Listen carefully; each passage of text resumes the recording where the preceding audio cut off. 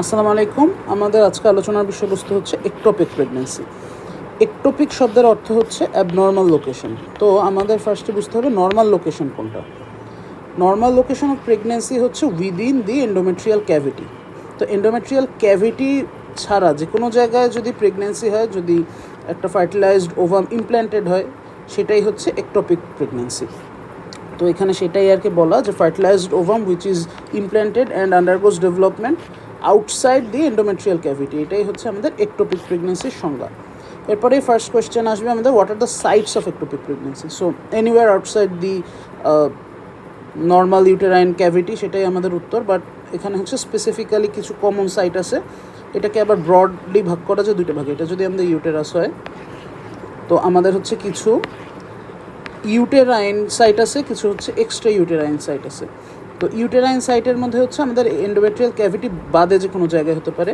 সেটা হচ্ছে নাম্বার 1 সার্ভিক্সে হতে পারে, সার্ভাইকাল একটোপিক হতে পারে হচ্ছে এই অ্যাঙ্গেল, যেটা মানে উইদিন দ্য এন্ডোমেট্রিয়াল ক্যাভিটি, এখানে তো ইমপ্ল্যান্ট হওয়ার কথা, বাট এখানে যদি অ্যাঙ্গেলটাই হয়, মানে যেখানে ফ্যালোপিয়ান টিউব এবং এন্ডোমেট্রিয়ামের ক্যাভিটির যে মিলনস্থল, এই জায়গাটা যদি ইমপ্ল্যান্টেড হয়, সেটা একটা সাইট হতে পারে। এটাকে বলে অ্যাঙ্গুলার একটোপিক।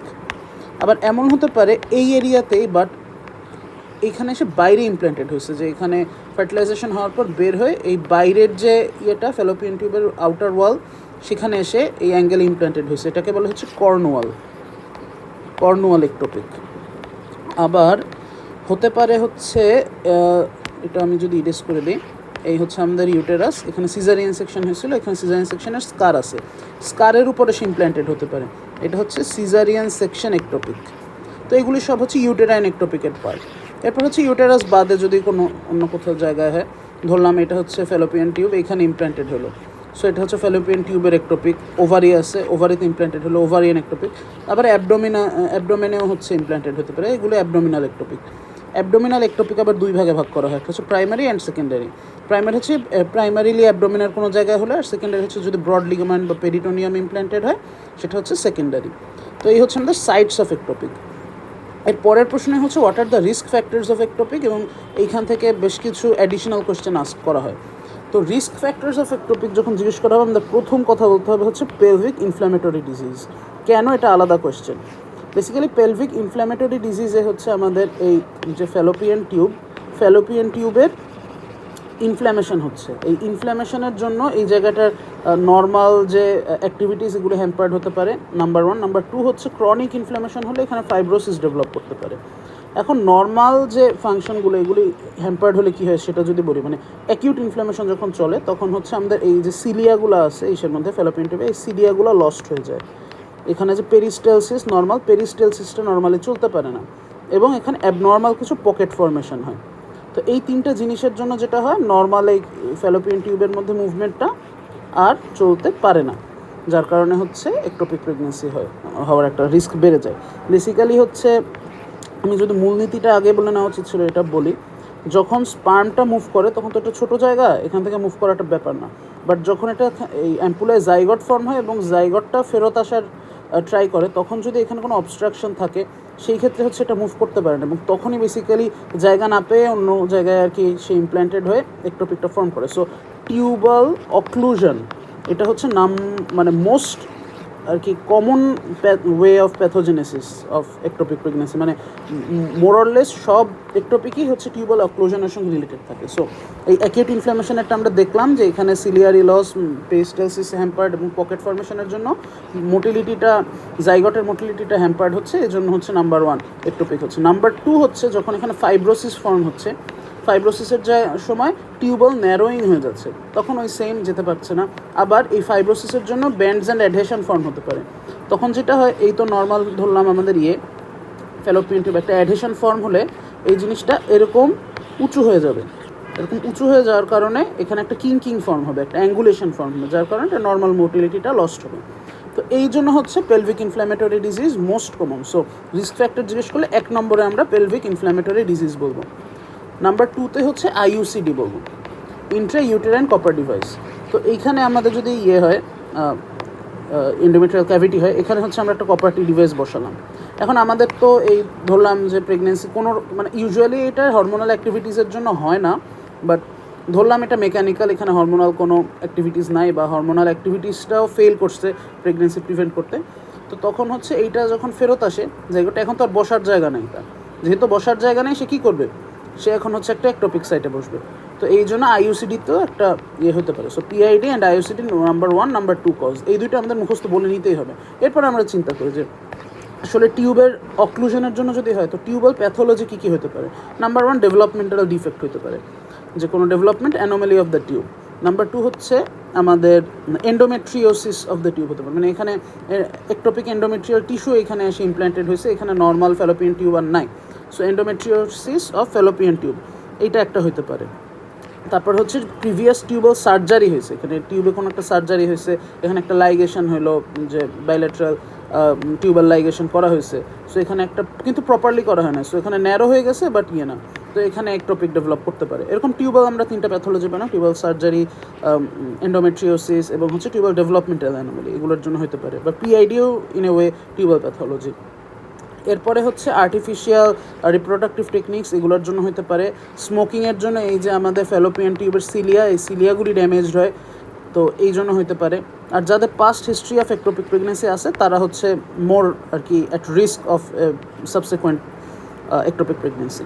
তো এই হচ্ছে আমাদের রিস্ক ফ্যাক্টরগুলো গেলো। এরপরে ভাইভাই কোয়েশ্চেন আসতে পারে যে আজকাল কেন একটোপিক প্রেগনেন্সির ইনসিডেন্সটা বেশি, তো আমরা রিস্ক ফ্যাক্টর থেকেই বলতে পারতেছি। নাম্বার 1 কথা হচ্ছে আজকাল সেক্সুয়ালি ট্রান্সমিটেড ডিজিজের ইনসিডেন্সটা বেড়ে গেছে, যার কারণে পিআইডির ইনসিডেন্স বেশি, যার কারণে একটোপিক প্রেগনেন্সির ইনসিডেন্স বেশি। এরপরে হচ্ছে আমাদের এখন আর্টিফিশিয়াল রিপ্রোডাক্টিভ টেকনোলজিগুলো ইউজ করার টেন্ডেন্সি বেশি, আজকাল টিউবাল সার্জারির ইনসিডেন্স বেশি, এখন হচ্ছে আইইউসিডি অনেক বেশি ইউজ করা হয়, আইইউসিডির ইনসিডেন্স বেশি, ফিমেলদের মধ্যে স্মোকিংয়ের প্রিডিসপোজিশনটা দিন দিন বাড়তেছে। তো এই সব কজই আমাদের রিস্ক ফ্যাক্টর থেকে আমরা বলতে পারি যে এগুলি বাড়ার কারণে আমাদের একটোপিক প্রেগনেন্সির ইনসিডেন্সটা বাড়ছে। এরপরে আমাদের কোয়েশ্চেন আসতে পারে একটা একটোপিক সাইটে প্রেগনেন্সি হলো, এখন এটা ফেট কি আসলে, তো এখানে আর কি 5টা ফেট বলা হয়েছে, বাট নাম্বার 1 ফেট হচ্ছে স্পন্টানিয়াসলি এটা অ্যাবজর্ব হয়ে যেতে পারে এই টিউবাল ফ্যালোপিয়ান টিউবের ওয়ালে। তারপরে হচ্ছে টিউবাল অ্যাবর্শন হতে পারে, টিউবাল মোলার হতে পারে, আর যেটা আমাদের জন্য সবচেয়ে রিস্কি টিউবাল রাপচার হতে পারে। তারপর হচ্ছে এটা একটা ক্রনিক মাস হিসাবে থেকে যেতে পারে, আর খুবই রেয়ারলি এটা সারভাইভ করে একদম টার্ন পর্যন্ত যেতে পারে। তো এই হচ্ছে আমাদের ফেটস অফ একটোপিক। এরপরে আমরা ম্যানেজমেন্টের দিকে যাব। তো আমাদের রাপচার যে একটোপিকটা দেখছিলাম টিউব রাপচার, সেটা হচ্ছে একটা আলাদা সিনারিও, আবার হচ্ছে আনরাপচার যে একটোপিকটা সেটা আলাদা সিনারিও। আমরা ফার্স্টে আনরাপচার্ডে কী হয় এটাই দেখি। এখন আনরাপচার্ড একটোপিকের যে সিনারিওটা আমাদের পরীক্ষায় প্রেজেন্ট করা হবে, এখানে দেখা যাবে যে যেহেতু প্রেগনেন্সি হয়েছে, এখানে একটা ফর্ম হয়েছে, একটা জাইগট ফর্ম হয়েছে, এটার জন্য অ্যামেনোরিয়া ডেভেলপ করবে। অ্যামেনোরিয়া ডেভেলপ করার কারণে হচ্ছে আমাদের আবার এইচসিজি, যেটা এইচসিজিটাও হচ্ছে প্রোডাকশন হবে। এই এইচসিজিটা হচ্ছে ইউরিনারি স্ট্রিপ টেস্টে ডিটেক্টেড হতে পারে। সো সোজা কথা একটা পজিটিভ প্রেগনেন্সি টেস্ট, মানে এখানে science and symptom of pregnancy একটা দেখা গেল। বাট আমরা হচ্ছে সাইন্স অ্যান্ড সিমটম থাকলেও দেখা যাবে যে অ্যাবডোমেনে কিছু প্যালপেবল না, কোনো কিছু বোঝা যাচ্ছে না। সো আমরা একটা আলট্রাসোনোগ্রাফি করে দেখলাম যে ইউটেরাইন ক্যাভিটিটা এমটি, বাট একটা অ্যাডনেক্সাল মাস ফর্ম হয়েছে, এই যে একটা একটোপিক সাইটে আসলে ইমপ্ল্যান্টেশন হয়েছে, এটা বোঝা যাচ্ছে। তো এই হচ্ছে আমাদের সিনারিও, ক্লাসিক সিনারিও। সো আমাদের জিজ্ঞেস করতে পারে how will you further investigate this, but how will you confirm your diagnosis. তো আমাদের ডায়াগনোসিস ছিল আনরাপচার্ড একটা একটোপিক প্রেগনেন্সি বা আনকমপ্লিকেটেড একটোপিক প্রেগনেন্সি। এই ক্ষেত্রে হচ্ছে আমাদের ডায়াগনোসিসের জন্য যেহেতু এখানে রাপচারের রিস্ক আছে, সো আমরা হচ্ছে CBC with haemoglobin percentage and হচ্ছে ব্লাড গ্রুপিং করে দেখব, যে আমাদের হচ্ছে ব্লাড রেডি রাখতে হবে in case of any rupture or any complication. তারপরে হচ্ছে আমরা আলট্রাসোনোগ্রাফি যেহেতু একবার করে ফেলছি সেহেতু আর করবো না, এটা কনফার্ম করার জন্য হচ্ছে টিভিএস কালার ডপলার করতে পারি। এখানে একটা রিং অফ ফায়ার প্যাটার্ন পাওয়া যায়। তো প্রথমে হচ্ছে আমরা কালার ডপলার করার সময় যেটা করে একটা বি মোড আলট্রাসোনোগ্রাম করি, মানে নর্মাল একটা আলট্রাসোনোগ্রাম, সেখানে আমরা ম্যাচটাকে লোকালাইজ করি। তারপর যখন আমরা এই ডপলার অন করি তখন দেখা যায় যে এই আশেপাশে ভাস্কুলারিটিটা দেখা যায়, যে আশেপাশে এরকম করে একটা রেড একটা প্যাটার্ন দেখা যায়। তো এইটাই হচ্ছে রিং অফ ফায়ার প্যাটার্ন। এটা স্পেসিফিক না আসলে একটোপিকের জন্য, এটা ইস্যুও পাওয়া যায় কর্পাস লুটিয়াম সিস্ট, তারপর ফাইব্রয়েডেও এরকম হচ্ছে পেরিফেরাল একটা ভাস্কুলার পাওয়া যায়, পুরো রিং না পাওয়া গেলে একটা পেরিফেরাল ভাস্কুলারিটি পাওয়া যায়, বাট এটা একটা ফাইন্ডিং রিং অফ ফায়ার প্যাটার্নটা। এছাড়া হচ্ছে আমরা ব্লাডে বিটা এইচসিজি, প্রোস্টাগ্ল্যান্ডিন লেভেলস এগুলো চেক করতে পারি। কার্ডোসিন্টোসিস এই ক্ষেত্রে করা হয় না, যদিও আমি এখানে লিখছি, এটা আমরা আপাতত বাদই রাখি। কার্ডোসিন্টোসিসটা এখন এমনিতেই করা হয় না, বাট করলেও আসলে রাপচার্ডে করা হয় এবং এটা রিস্কি প্রসিজিওর, ইনফেকশনের রিস্ক থাকে, সো এটা আমরা খুব একটা প্রেফার করি না। এরপরে আমরা আসি ট্রিটমেন্ট অফ আনরাপচার্ড। এখন আনরাপচার্ডের বিভিন্ন স্টেজ আছে। আমরা হচ্ছে আমাদের এই যে বিটা এইচসিজি করছিলাম, এটা বেসিক্যালি আমাদের গাইড করবে, আমাদের ট্রিটমেন্ট মোডালিটিটা গাইড করবে। তো যদি দেখা যায়, আমরা মেনলি দেখি যে ফিটাল হার্ট সাউন্ড শোনা যাচ্ছে কি না, তারপর হচ্ছে বিটা এইচসিজি লেভেলটা চেক করি, আর হচ্ছে আমরা এই যে টিউবের ডায়ামিটার বা জেস্টেশনাল স্যাক যেটা, সেটা ডায়ামিটারটা আমরা দেখি। তো এখন আমরা প্রথম কেসে হচ্ছে ফিটাল হার্ট সাউন্ড নাই, যে এটা কোনো থাকার চান্সই নাই একটোপিক প্রেগনেন্সিতে, সো এটা আমরা কনফার্ম করলাম, নো ফিটাল হার্ট সাউন্ড। এরপরে হচ্ছে আমরা দেখলাম বিটা এইচসিজি লেভেল দেখলাম, ধরলাম যে বিটা এইচসিজি লেভেলটা 1500 কম, 1500 ইন্টারন্যাশনাল ইউনিটের কম। তারপরে আমরা দেখলাম এই যে জেস্টেশনাল স্যাক, এটা রাপচার হয় নাই এবং এটা ডায়ামিটার 4 সেন্টিমিটারের চেয়ে কম, মানে ছোটো একটা সো এটা যেহেতু ছোটো, এটা একটা রিঅ্যাবজর্পশনের চান্স আছে, এটা খুব একটা রিস্কি না, সো আমরা এখানে এক্সপেক্টেড ম্যানেজমেন্ট করতে পারি। বাট যদি দেখি যে ফিটাল হার্ট সাউন্ড 0, তারপরে হচ্ছে আমাদের বিটা এইচসিজি লেভেলটা একটু তুলনামূলক বেশি, 3000-এর চেয়ে বেশি আমাদের ফিটাল বিটা এইচসিজি। তারপরে হচ্ছে আমাদের যে স্যাকটা, এটা এখনও রাপচার্ড হয়নি, কিন্তু হচ্ছে এখানে সাইজটা একটু তুলনামূলক বড়, বাট ওভারঅল যে টিউবের ডায়ামিটার, স্যাকের সাইজ বড় হলেও টিউবের ডায়ামিটার হচ্ছে 4 সেন্টিমিটারের কম, এখনও এটা রিস্কি পর্যায়ে যায় নাই। সো আমরা এখানে মেডিকেল ম্যানেজমেন্টে যেতে পারি, আমাদের এক্সপেক্টেড না করলে মেডিকেল ম্যানেজমেন্টে যেতে পারি। এক্ষেত্রে হচ্ছে ইন্ট্রামাসকুলার মেথোট্রেক্সেট, এটা ইউজ করা যেতে পারে। এটার ইউজ করার কারণ হচ্ছে এটা আমাদের যে ট্রোফোব্লাস্ট সেলগুলিকে মেরে ফেলে, অ্যাপোপ্টোসিস করে দেয়। অ্যাপোপ্টোসিস করলে যেটা হয়, এই যে অ্যাটাচমেন্টটা ছিল এই একটোপিকের, এই অ্যাটাচমেন্টটা আর থাকে না, ডিট্যাচড হয়ে যায়, তখন হচ্ছে স্পন্টেনিয়াসলি অ্যাবর্শন হয়ে যেতে পারে। সো ইন্ট্রামাসকুলার মেথোট্রেক্সেটটা এখান থেকে ইউজ করা যায়। পটাশিয়াম ক্লোরাইড, দেন হচ্ছে প্রোস্টাগ্ল্যান্ডিন F2 আলফা, এটাও ইউজ করা যেতে পারে। এটা হচ্ছে আমাদের মেডিকেল ম্যানেজমেন্ট।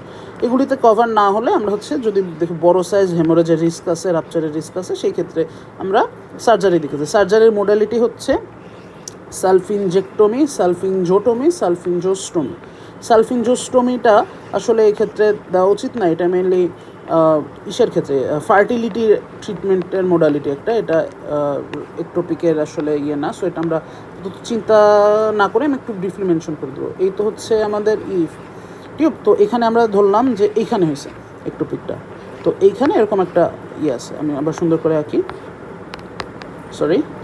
এই ধরলাম আমাদের একটা একটোপিক হয়েছে, এই হচ্ছে ওভারি, এখানে একটোপিক হয়েছে। এখন আমাদের একটা মোডালিটি হতে পারে যে আমরা এই ফ্যালোপিয়ান টিউবের উপর একটা ইনসিশন দিয়ে জিনিসটাকে ওপেন করে একটোপিকটাকে বের করে আনবো, এটা হচ্ছে সালফিনজোটমি।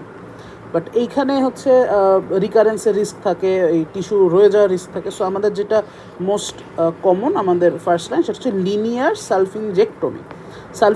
এইখানে ধরলাম একটোপিক, তো সালফিনজেক্টমি আমি বুঝতেই পারতেছি, এই পোর্শনটা আমরা রিজেক্ট করে ফেলে দিলাম। এখন এরকম একটা পোর্শন আছে, এখন এইখানে আবার এন্ড টু এন্ড অ্যানাস্টোমোসিস করে দেবো। তো এইটাই আর কি, যে resect with end to end anastomosis, এটাই হচ্ছে সালফিনজেক্টমি। এটা আমাদের মোস্ট অ্যাপ্রোপ্রিয়েট। বাট এখানে অন্য জিনিস করার আর কি অপশন আছে, বাট যেটা হচ্ছে রাপচার্ড একটোপিক, ধরলাম এখানে এই ফেটে গেছে এরকম একটা একটোপিক প্রেগনেন্সি, তখন তো আর এইটা স্যালভেজ করার কোনো উপায় নেই, তখন একমাত্র উপায় হচ্ছে এই সালফিনজেক্টমি। তো যেটা আমরা রাপচার্ড একটোপিক দেখার সময় দেখবো, তো আমাদের আনরাপচার্ড একটোপিক এই পর্যন্তই। এখন যদি কোনো কারণে রাপচার হয়ে যায়, রাপচার্ড একটোপিকের আমাদের যে সিনারিওটা, একটা শর্ট হিস্ট্রি অফ অ্যামেনোরিয়া, তারপর হচ্ছে ইউরিনারি স্ট্রিপ টেস্টও পজিটিভ থাকতে পারে যদি আগে করে থাকে কেউ। তো এইখানে হচ্ছে অ্যামেনোরিয়ার সাথে যেটা ডেঞ্জার সাইন্স, আমাদের হচ্ছে সিভিয়ার লোয়ার অ্যাবডোমিনাল পেইন পাওয়া যাবে, পারভেজানাল ব্লিডিং চলে আসতে পারে, এবং হিস্ট্রি অফ সিনকোপ মানে আনকনশাসনেসের হিস্ট্রি আছে। এরকম যদি সিনারিও আসে, এটা হচ্ছে রাপচার্ড একটোপিকের জন্য প্যাথোগনমিক। তো এখানে আমি একটু অ্যাড করে দিই, এটা ভাইবা জিজ্ঞেস করতে পারে, যেহেতু ডিসি দত্ততে আছে, যে একটা একটোপিক, যে রাপচার্ড একটোপিকের একটা ডায়াগনস্টিক লুক আছে, রাপচার্ড একটোপিকে একটা ডায়াগনস্টিক ফেসিস আছে, সেটা হচ্ছে একটা ট্রায়াড, একটা কোয়াইট অ্যান্ড কনশাস পেশেন্ট থাকবে, কোয়াইট কনশাস পেশেন্ট, তার হচ্ছে সোয়েটিং থাকবে, পার্সপিরেশন থাকবে, এবং সে হচ্ছে ব্লাঞ্চড থাকবে, তার ব্লাঞ্চিং থাকবে, এটা হিমোপেরিটোনিয়ামের জন্য পেটে ব্লাঞ্চিং থাকতে পারে। তো এটা লেস লাইকলি জিজ্ঞেস করা, তা হচ্ছে যদি কেউ জিজ্ঞেস করে আমি বলে রাখলাম জন্য quiet and conscious perspiration blanched appearance, এই আর কি। তো সিনারিওতে আমরা দেখলাম। এখন হচ্ছে আমরা এখানে আবার একটু প্রত্যেকটা সাইন অ্যান্ড সিমটমের করা ইলাবোরেশন আছে, যে লোয়ার অ্যাবডোমিনাল পেন এটা অ্যাকিউট অ্যান্ড কলিকি থাকবে এবং হচ্ছে এর সঙ্গে শোল্ডার রেডিয়েশন প্লাস মাইনাস থাকতে পারে। তারপর পারভেজানাল যে ব্লিডিংটা থাকবে এটা হচ্ছে স্মল ইন অ্যামাউন্ট, মানে স্লাইট এবং কন্টিনিউয়াসলি চলতে থাকবে। তো এটা আর কি সাথে অ্যাড করা। আমি যদি আরও ফার্দার অ্যাড করি যে সাইনে আমরা কী পাবো, আমরা হচ্ছে সিভিয়ার অ্যানিমিয়া পাবো, সাইন্স অ্যান্ড সিমটম অফ শক পাবো, মানে হচ্ছে আমরা লো বিপি, হাই পালস, লো ইউরিনারি আউটপুট, এই জিনিসগুলো আমরা জেনারেল এক্সামিনেশন পাবো। অ্যাবডোমিনাল এক্সামিনেশনে আমরা দেখবো যে ইউটেরাস হচ্ছে নর্মাল, বাট অ্যাডনেক্সাল টেন্ডারনেস পাওয়া যাবে। আবার হচ্ছে পিভি এক্সামিনেশনের ক্ষেত্রে কন্ট্রাইন্ডিকেটেড, মানে এটা খুব একটা করা উচিত না, বাট যদি কেউ করে সেক্ষেত্রে সে টেন্ডার ফর্নিক্স পাবে, ফর্নিক্সগুলো টেন্ডার। তো এগুলো হচ্ছে আমাদের বেসিক্যালি ফাইন্ডিং। এরপরে আমরা যাই, আমাদের ডায়াগনোসিসে যাই। এখন ডায়াগনোসিসের ক্ষেত্রে যদি ভাইভাই আস্ক করা হয় সেক্ষেত্রে আমরা এক্সট্রা কথা বলবো না, আমরা শুধু বলবো যে আমরা ব্লাড গ্রুপিং করব, প্লাস হচ্ছে আমরা হচ্ছে হিমাটোক্রিট বা হচ্ছে হিমোগ্লোবিন পার্সেন্টেজটা দেখবো। এছাড়া অন্য কোনো টেস্ট করে আমরা সময় নষ্ট করব না, এটা হচ্ছে আমরা বলবো। বাট রিটেনের ক্ষেত্রে একটু স্কোপ থাকে এক্সট্রা লেখার। তো ইফ অ্যাভেলেবল আমরা হচ্ছে একটা আলট্রাসোনোগ্রাফি করে দেখবো, বাট এটা পেশেন্টকে না মুভ করে, পেশেন্টের আশেপাশেই যদি আলট্রাসোনো মেশিন থাকে সেক্ষেত্রে আমরা এটা করে দেখবো। আলট্রাসোনোগ্রাফির ফ্যাসিলিটি না থাকলে আমরা একটা ইউরিন স্ট্রিপ টেস্ট করে রিকনফার্ম করবো প্রেগনেন্সিটা, কারণ আমরা যেহেতু একটা বড় অপারেশন করতে যাচ্ছি, সো আমাদের হচ্ছে একদম কনফার্ম হওয়া উচিত। কার্লোসিন্থেসিস যেটা আগে বলতেছিলাম, যেটা আগে করা হতো, এটা হচ্ছে যে পাউচ অফ ডগলাস, এটাকে আর কি করে, এই যে পোস্টেরিয়র ফর্নিংস অফ ভ্যাজাইনা দিয়ে একটা নিডল ঢুকায়া এখান থেকে অ্যাসপাইরেট করা। পাউচ অফ ডগলাসে কোনো আছে কিনা, এটা আসলে হিমোপেরিটোনিয়াম থাকলে এরকম অ্যাসপাইরেট করে দেখা হয় যে আসলে এখানে ব্লাড অ্যাকুমুলেশন করছে কিনা, বাট এটা যেহেতু নন স্পেসিফিক প্লাস অনেক রিস্কি, সেহেতু এটা আমরা করতেছি না এখন আর। তো মেইনলি আমরা এই দুইটা টেস্ট করবো, ultrasonography, urine strip test, that's enough. এরপরে হচ্ছে আমরা ট্রিটমেন্টের দিকে যেতে পারি। তো আমরা ট্রিটমেন্টে মেইনলি হচ্ছে, যেহেতু এখানে শক আছে, শক আমাদের কারেক্ট করতে হবে, প্লাস হচ্ছে আমাদের এই যে একটোপিকটাকে কারেক্ট করতে হবে। শকের জন্য আমাদের যে নর্মাল ফিচার্স, আমরা ইমিডিয়েটলি হসপিটালাইজ করব, তারপর হচ্ছে 2টা intravenous white board channel open করব, সেখানে হচ্ছে আমাদের ফার্স্টলি হার্টম্যান সলিউশন বা রিঙ্গার্স ল্যাটেট দিয়ে স্টার্ট করব। তারপরে হচ্ছে আমরা যখন ফ্যাসিলিটি আসবে তখন হচ্ছে ব্লাড ট্রান্সফিউশন করব, কারণ আমরা এই যে ব্লাড গ্রুপিং করতে দিয়েছিলাম, গ্রুপিং ক্রস ম্যাচিং হলে আমাদের কনফার্ম রেজাল্ট আসবে, তারপরে আমরা ব্লাড ট্রান্সফিউশন করে দেখব। এই হচ্ছে আমাদের আর হচ্ছে যেহেতু সিভিয়ার লোয়ার অ্যাবডোমিনাল পেইন আছে, এটা একটু ম্যানেজ করা লাগে। এটার ম্যানেজমেন্ট হচ্ছে অ্যানালজেসিয়া প্যাথেডিন দিয়ে আর কি ম্যানেজ করা যেতে পারে। এরপরে হচ্ছে আমাদের সার্জারি, যেটা আগেই বলতেছিলাম, এখানে কোনো আর অপশন নেই, এখানে সালফিনজেক্টমি করতে হবে এবং ইপসিল্যাটারাল ওভারি এবং ওভারিয়ান ভেসেলসটা প্রিজার্ভ করার চেষ্টা করবে for the purpose of fertility. আর হচ্ছে ইন্টারস্টিশিয়াল যদি একটোপিক হয় সেক্ষেত্রে বলে যে সাবটোটাল হিস্টেরেক্টমি করতে, এটা খুব একটা আর কি না, কমন না। তো যদি হয় সেক্ষেত্রে হচ্ছে সাবটোটাল হিস্টেরেক্টমি করা যেতে পারে। আর যদি RH নেগেটিভ মাদার হয় সেক্ষেত্রে হচ্ছে NTD দিতে হবে, প্রোফাইলেক্টিভ RH আইজোইমিউনাইজেশনটা প্রিভেন্ট করতে। যদি 12 সপ্তাহের কম, আমাদের আসলে 12 সপ্তাহের কমই আসে ইসের কেসগুলো রাপচার্ড একটোপিকের, সো আমরা হচ্ছে 50 মাইক্রোগ্রাম NTD দিয়ে থাকি এক্ষেত্রে। তো মোটামুটি এই হচ্ছে আমাদের একটোপিক প্রেগনেন্সি নিয়ে কথাবার্তা, আর এডিশনাল কিছু সেরকম বলা নেই। ধন্যবাদ, আসসালামু আলাইকুম।